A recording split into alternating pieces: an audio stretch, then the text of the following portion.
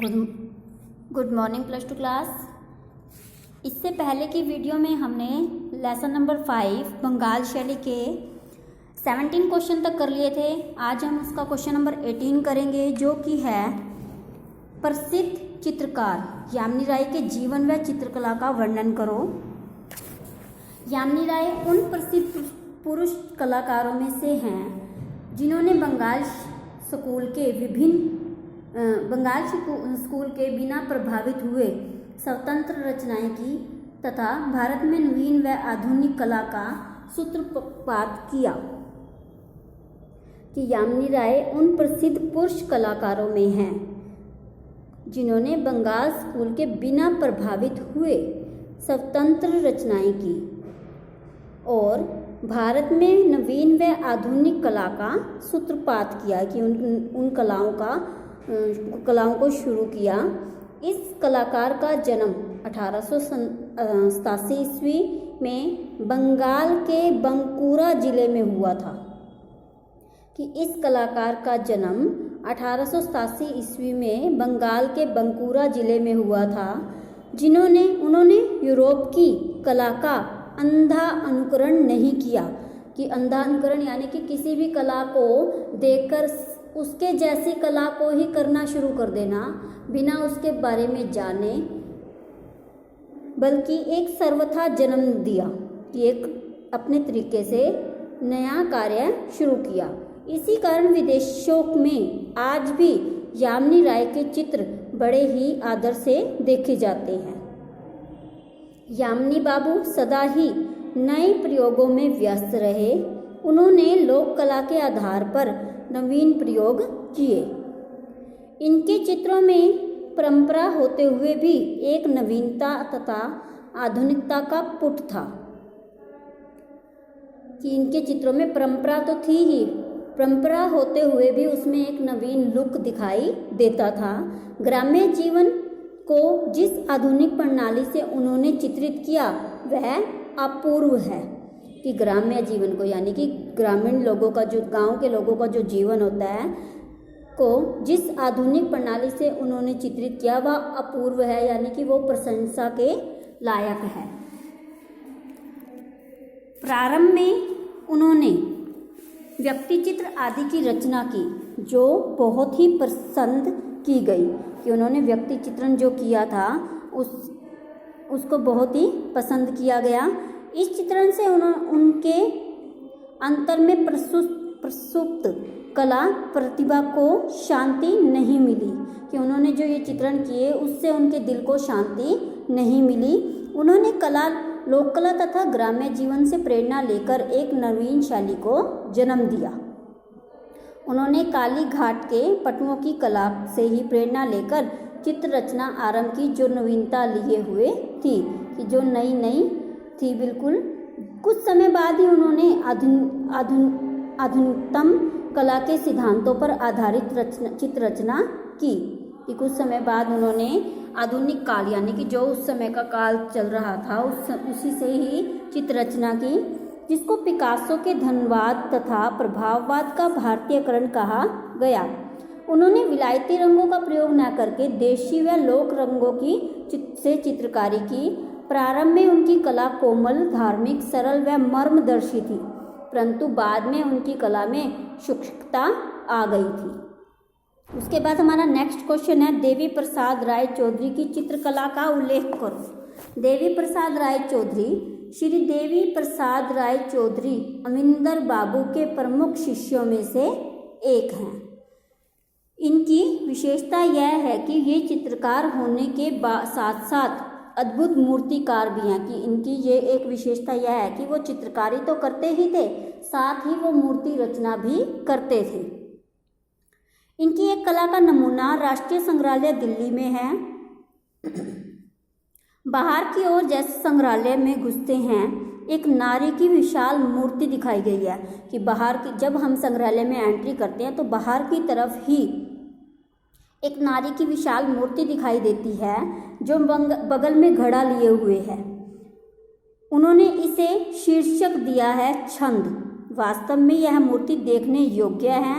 इनकी कला में पाश्चात्य प्रभाव होते हुए भी भारतीयता के अलग दर्शन होते हैं कि पुराना प्रभाव दिखाई दे रहा है, फिर भी उसमें भारतीयता की छाप स्पष्ट रूप से दिखाई देती है। श्री राय चौधरी मद्रास शैली के कलाकारों में आते हैं। इनकी कला में एक मिश्रण दृष्टिगोचर होता है जो पाश्चात्य तथा भारतीय कला का है। यदि रंग योजना पाश्चात्य है तो विषय जो है वो भारतीय है। इस प्रकार इनके चित्र बहुत ही प्रसिद्ध हैं। श्री राय चौधरी दृश्य चित्र बनाने में बड़े ही दक्ष हुए हैं, परंतु जन सामान्य के चित्र बनाने में भी वे पीछे नहीं रहे। उनके चित्रों में श्रमिक, मछुआरे, बंजारे आदि का सुंदर चित्रण किया गया है। श्री राय चौधरी उन कलाकारों में से हैं जिन्होंने पाश्चात्य और भारतीय शैली के समन्वय से एक नवीन शैली को जन्म दिया कि इन्होंने इन दोनों शैलियों को मिलाया और उसी से एक नवीन शैली को इन्होंने जन्म दिया। आरंभ में उन्होंने जल रंगों का प्रयोग किया, परंतु बाद में तैल चित्र बनवाए। कला के क्षेत्र में अपूर्व योगदान के लिए उन्होंने भारत सरकार से सन 1958 ईस्वी में पद्म भूषण की उपाधि से विभूषित किया कि इन्हें भारत सरकार ने 1958 ईस्वी में पद्म भूषण की उपाधि से सम्मानित किया। गंगेंद्र नाथ ठाकुर तथा अरबुद रहमान चुगताई की चित्रकला का उल्लेख करो। गंगेंद्र नाथ ठाकुर पुनरुत्थानवादी कलाकारों के मध्य रहकर श्री गंगेंद्र नाथ ने विदेशी शैलियों को अपनाया कि उन्होंने पुनरुत्थानवादी यानी कि जो दोबारा से किसी चीज़ की शुरुआत करते हैं, ऐसे कलाकारों के मध्य में रहकर उन्होंने विदेशी शैलियों को अपनाया। उन्होंने सर्वप्रथम भारतीय विषयों के लिए घनवादी शैलियों का प्रयोग किया। उनके द्वारा काले व श्वेत रंगों के चित्रित आकृतियां रहस्यमय लगती हैं। घनवाद के अतिरिक्त अभिव्यक्तिवादी शैली में भी उन्होंने चित्र रचना की है। ये बड़े ही साहस के साथ अपने पथ पर चले कि बुरी हिम्मत लेकर अपने पथ पर चले, किंतु इनकी बड़ी आलोचना हुई है। उन्होंने अभारतीय समझा गया और कहा गया कि यद्यपि कला में आदान प्रदान होता है पर उसे राष्ट्रीय भी होना चाहिए। गंगेंद्र नाथ के कुछ चित्र ठाकुर शैली के भी थे। इसके अतिरिक्त उन्होंने सूक्ष्म चित्रकला में भी कुछ प्रयोग किए हैं। उसके बाद आते हैं हमारे अब्दुल रहमान चुगताई। चुगताई मौलिक कलाकार हैं। ऐसे कलाकार कम हैं जिन्होंने अपने आप के सम्मान, विदेशों की ख्याति और सम्मान पाया हो। रेखांकन आपकी कला के प्राण हैं कि जो भी रेखांकन किया जाता है वो इनकी कला का प्राण है। आपके चित्रों में रेखाएं सूक्ष्म, कोमल व स्पष्ट हैं। आपकी रचनाओं में भाव प्रधानता है। आकृति चित्रण विशेष कलात्मक है। श्री रचना अलंकारिक है। यह अपनी मौलिकता को प्रदर्शित करती है। आपके चित्रों में रंग योजना बहुत ही मधुर व आकर्षक है, यानी अपनी तरफ अट्रैक्ट करने वाली है। चुगताई के चित्रों का विषय जीवन के विभिन्न क्षेत्रों में से लिया गया है। इनके दो कलात्मक संग्रह हैं, मुरक्के चगुताई और नक्काशे चगुताई। आपके मुख्य चित्र दी वेब ऑफ लाइफ, हर्मिट आदि हैं। आजकल आप पाकिस्तान में चले गए हैं। उसके बाद हमारा नेक्स्ट क्वेश्चन आता है, रविंद्रनाथ टैगोर की चित्रकला का उल्लेख करो। श्री रविंद्रनाथ टैगोर को भारत का बच्चा जानता है। ये एक प्रसिद्ध कवि व चित्रकार थे।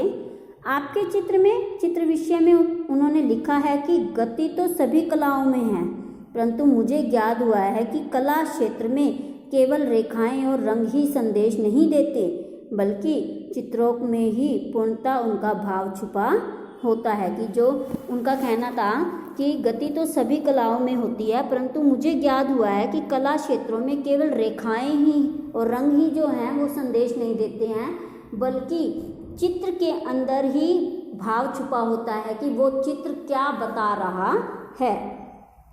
रविंद्रनाथ टैगोर का जन्म 2 मई सन 1881 ईस्वी में कलकत्ता के जोरासांको नामक स्थान पर हुआ था। चित्रकला तो उनके बाद के जीवन में प्रारंभ हुई, इससे पहले वे विश्व कवि रह चुके थे।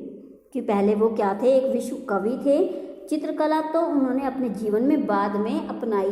गुरुदेव रविंद्रनाथ टैगोर भारत की आधुनिक कला के प्रथम चित्रकार माने जाते हैं।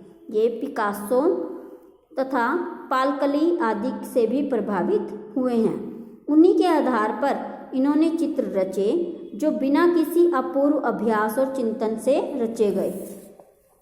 इनकी कला बच्चों जैसी थी, इसलिए इनकी कला में प्रारंभ का कोई पुट नहीं है। स्वच्छता से भी जो भी रेखा चित्र रूप धारण करता गया, उसी को रंगों से और बिना रंगों के भी गुरुदेव ने कुछ रचनाओं में प्रयास किया। इस मौलिक चित्रों के बनाकर उन्हें आनंद मिलता था, इसलिए किसी भी प्रकार की रेखाएं खींचकर उसमें रंग भरकर एक लय और छंद का आभास होने के प्रयास में गुरुदेव कुछ रचा करते थे। कि किसी भी प्रकार की रेखाएं खींच लो, उसमें रंग भर दो, उसी से ही वो आभास होने के प्रयास में गुरुदेव कुछ रचा करते थे। इन्हीं चीज़ों से ही वह कुछ ना कुछ रचनाएं